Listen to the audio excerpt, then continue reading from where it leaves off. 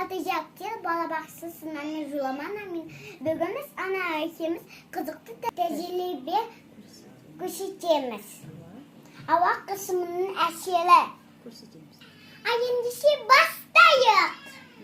Şimdi bizge kiyik stakan, klaska, başlayattık stakan, şılpa, su, şam, safyetka, karton.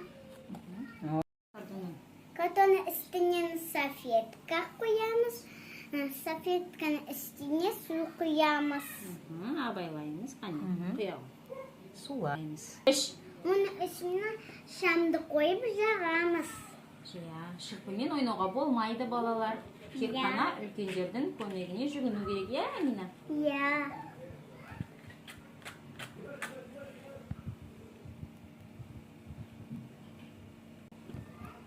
Енді стаканмен жабамыз. Шамымызды енді қаламыздар.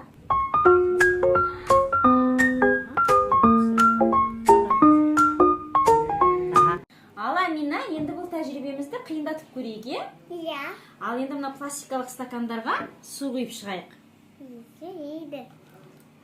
Сен қарап отыр.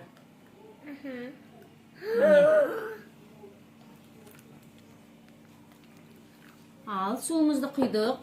Енді бұл су көріну үшін біз бұны әртүрлі бояуға бояйық.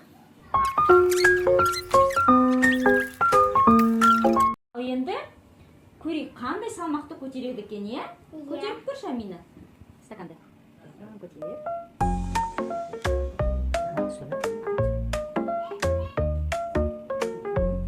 Şam üttükünü пайдаланады. Üttük azayğanda şam suyunup qaladı. İçindeki kısım azaysa safyetka stakanға жабысады.